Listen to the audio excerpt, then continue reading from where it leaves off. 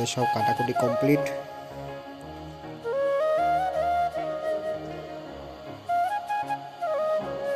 আমাদের মশলা হচ্ছে এখন এই যে সবজিগুলো কাটা হয়েছিল, পেঁয়াজ, টমেটো, আদা, রসুন, সেগুলো এখন পেস্ট হবে।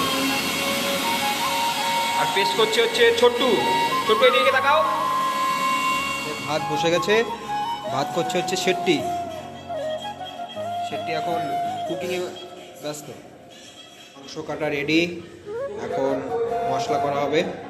এখন কড়াইয়ে তেল দেওয়া হচ্ছে, আলু ভাজা হবে, তারপরে মাংস করা হবে। আলুটা দেওয়া হয়ে গেছে ভাজার জন্যে, মাংসের মশলা তৈরি হচ্ছে এখন। তার মাঝে একটু থালা দেখে নিচ্ছি আমরা। কষানোর পরে এবার দইটা দেওয়া হবে। ইউনিক রান্না দেখো,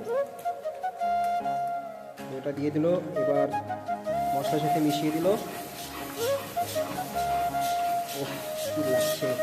মশলা কষানোর পরে মাংসটা দিয়ে এবার মাংসটাকে কষাতে হবে।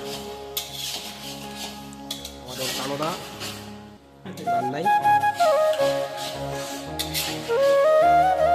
বেগুন, উচ্ছে, পটল, নুন হলুদ দেওয়া হচ্ছে, এটা ভাজা হবে। এই যে সৌরভ সেটা দায়িত্ব নিয়েছে।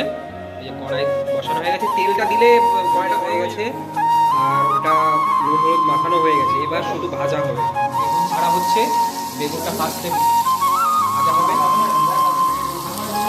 ভাজা হয়ে গেছে, এইবার পটল ভাজা শুরু হয়েছে, তারপরে যাবে আলু ভাজা, তারপরে যাবে উচ্ছে ভাজা, তারপরে ভাজা কমপ্লিট হয়ে আলু ভাজা।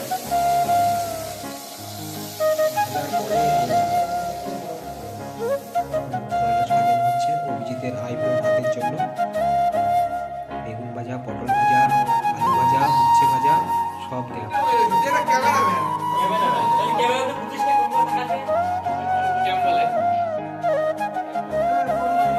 আমাদের অভিজিতের আইব্রো ভাতের এখন দুই দাদা তাকে খাইয়ে দিচ্ছে এবং আশীর্বাদ করছে।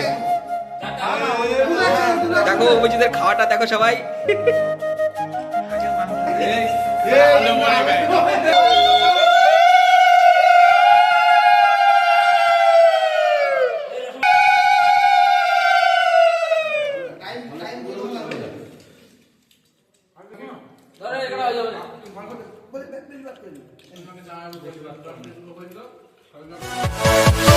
Yeah.